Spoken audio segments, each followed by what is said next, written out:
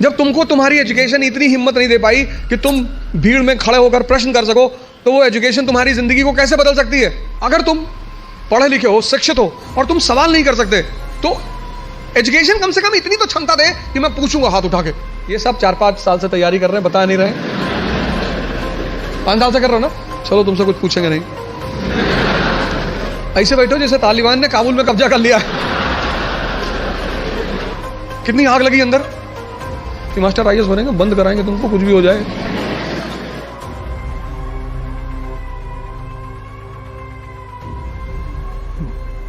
जय हिंद फ्रेंड्स।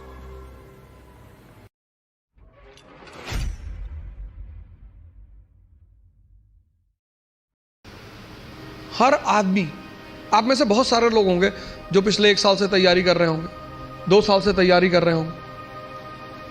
कितने लोग हैं जो 2 साल से तैयारी कर रहे हैं? अब ना बताओगे। 2 साल से। और इधर ऐसे बैठो जैसे तालिबान ने काबुल में कब्जा कर लिया।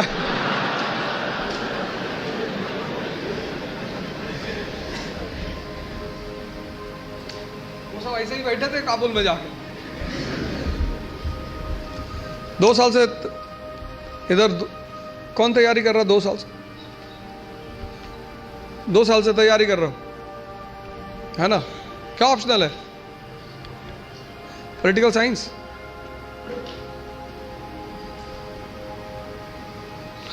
चलो तुमसे कुछ पूछेंगे नहीं।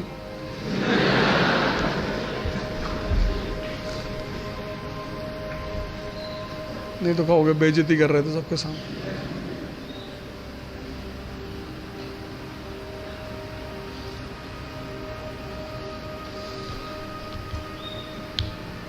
बस 3-4 लोग 2 साल से तैयारी कर, ये सब 4-5 साल से तैयारी कर रहे हैं, बता नहीं रहे। 5 साल से कर रहे हो ना?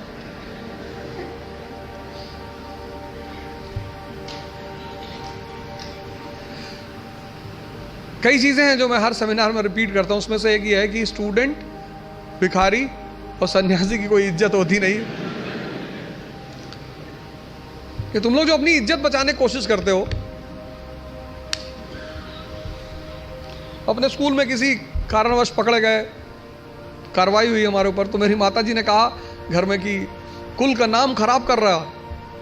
तो मेरे पिताजी ने बड़ा अच्छा जवाब दिया, बोले कौन सा मुगल कुल है कि हमारे कुल का भारत में बड़ा नाम? बोले कोई बात नहीं बेटा, जाओ, तुम हो गई गलती तो कोई बात नहीं। स्टूडेंट, तुम जहां भी सीखने जाओगे ये सब कॉन्सेप्ट लेके, मैं तो क्लास में देखता हूं 500 लड़के, 600 लड़के बैठे होते हैं, सवाल ही नहीं करते, एक दूसरे का चेहरा देखते हैं।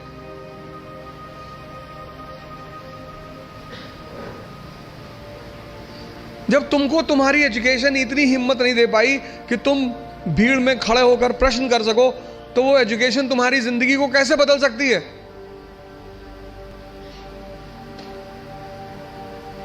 अगर तुम पढ़े लिखे हो, शिक्षित हो और तुम सवाल नहीं कर सकते, भाई तुम सवाल, यहां इतने सारे लोग बैठे, अगर तुम कोई क्वेश्चन पूछते हो और लोग हंसते हैं, क्या फर्क पड़ता है? लोग सिर्फ मुर्दों पे नहीं हंसते। तुम अगर जिंदा हो, तुम जिंदा हो तो लोग तुम पर हंसेंगे। तो एजुकेशन कम से कम इतनी तो क्षमता दे कि मैं पूछूंगा हाथ उठा के। कितने लोग आते हैं कोचिंग करने, वो कोचिंग से वापस चले आते हैं, वो अपने डाउट्स पूछते ही नहीं क्लास में, टीचर से मिलने ही नहीं जाते।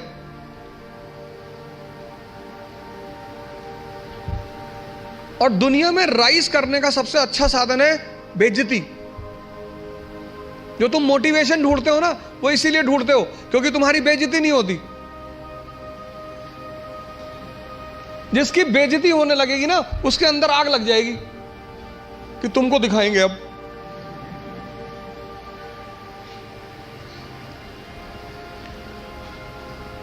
और तुम उसी चीज से डरते हो।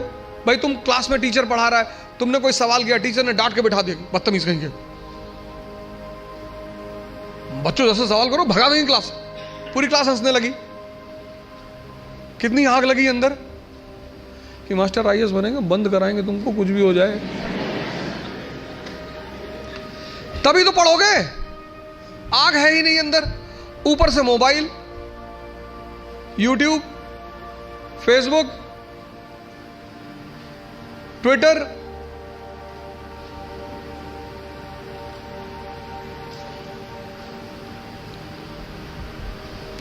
मैं 4-5 दिन पहले क्लास ले रहा था दिल्ली में, तो एक भाई साहब लिख रहे थे एक हाथ से, दूसरे हाथ से मोबाइल से रिकॉर्ड कर रहे थे। मैंने कहा यूट्यूबर हो? पकड़ लिया, वो कोने में उन्होंने रखा तो पकड़ में आ गया। मैंने कहा वैसे ही यार इतने लोग पीछे पड़े हैं, क्या बना रहे हो? नहीं नहीं सर ऐसे ही, पढ़ लो यार। अब इस क्लास में बहुत सारे लोगों का PSIR ऑप्शनल होगा, कितने लोगों का है?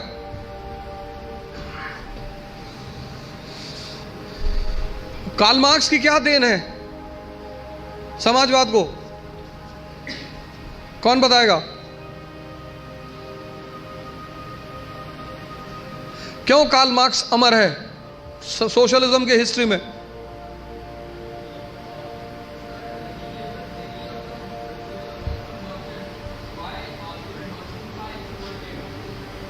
Why?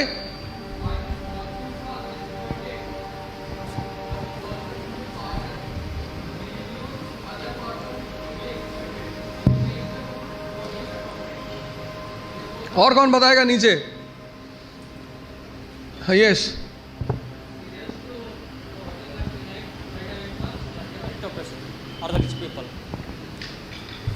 he said to working class to unite.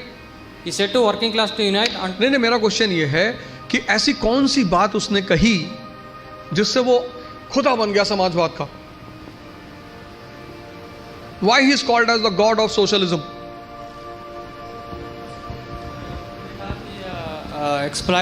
Exploited वर्ग जो तबका है वो इसलिए एक्सप्लॉइटेड है क्योंकि उनके पास पॉलिटिकल एंड इकोनॉमिक वो नहीं है, इसलिए। और उन्होंने बताया लोगों को कैसा। इनको तो भाई पीछे। So I guess workers lacked consciousness. तो कुछ फार्मूला तो दिया होगा ना उसने? ऊपर माइक है। हमें लगा कूदने जा रहा हूं पकड़ के रेलिंग, वहीं से बताना। हाँ,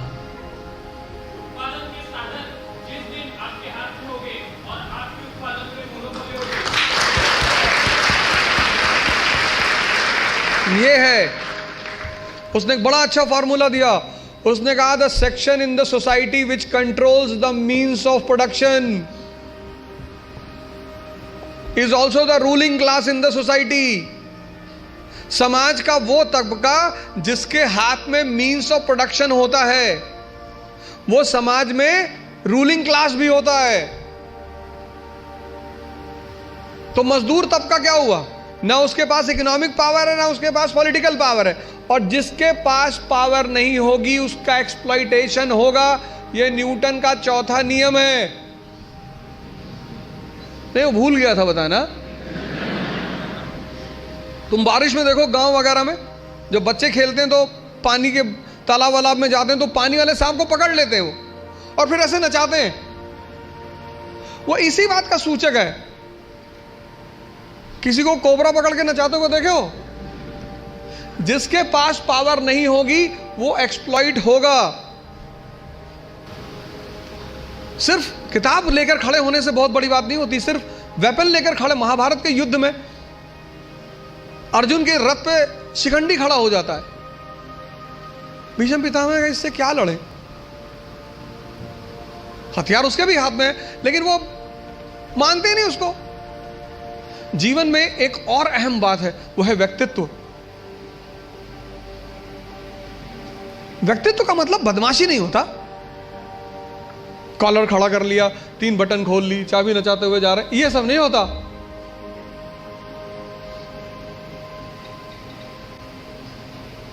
हमारे देश की एजुकेशन सिस्टम ने जिसको सबसे ज्यादा निगलेक्ट, मतलब मैं देखता हूं लोग 4 आदमी के सामने बोल नहीं पाते। 10 लोग बैठे हैं वो बोलेंगे ही नहीं।